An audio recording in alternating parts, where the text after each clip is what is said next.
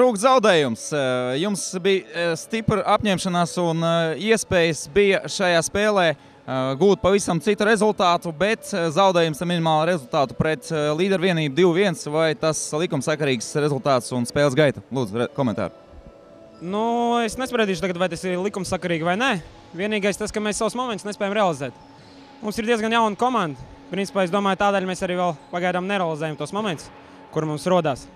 Rabai bija tādi 2 pusmomenti, un viņi arī viņus iesita. Nu, tur arī izšķirās tā meistarība.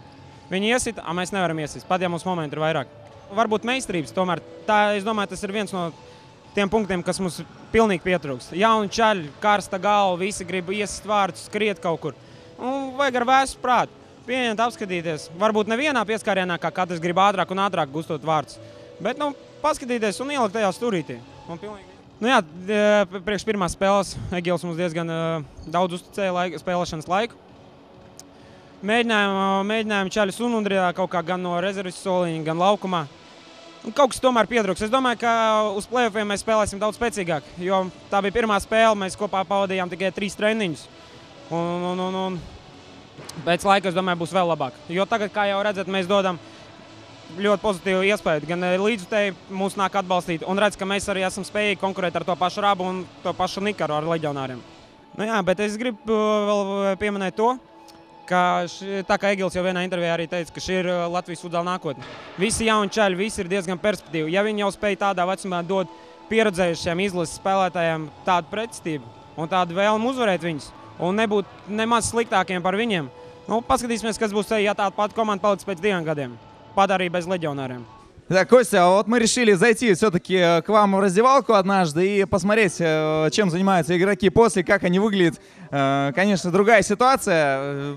Пожалуйста, комментарий к игре, в которой вы сумели весь второй тайм вытерпеть. Я назову это так. Пожалуйста, вот комментарий. Вы можете заходить к нам и до игры в раздевалку. У нас всегда весело, всегда музыка играет, то есть у нас всегда хорошее настроение. То есть игра, футбол – это праздник для всех, то есть.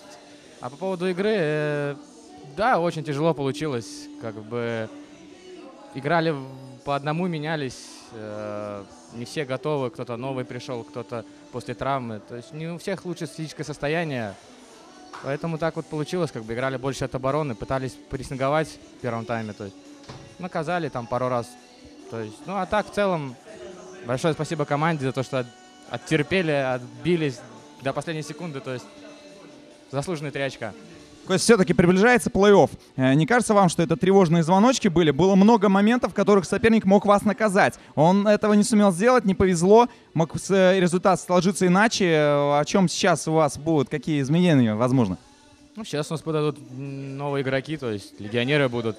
Нагибин вернулся. То есть у нас как бы объем состава увеличивается, то есть конкуренция будет больше. То есть как бы команда, в принципе, усиливается. И сейчас мы будем добавлять, конечно, к плей-оффу.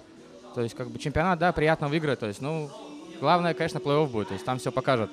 Да, и, конечно же, поздравляем вас уже сейчас. Заранее известно, вот этой победой в этой игре вы стали чемпионами регулярного чемпионата 2013-2014 года Латвии по футзалу высшей лиги. С чем вас поздравляем. Спасибо большое. Давно не было первого места, хоть и такого. Будем стараться до конца, то есть будем чемпионат брать в итоге в плей-оффе.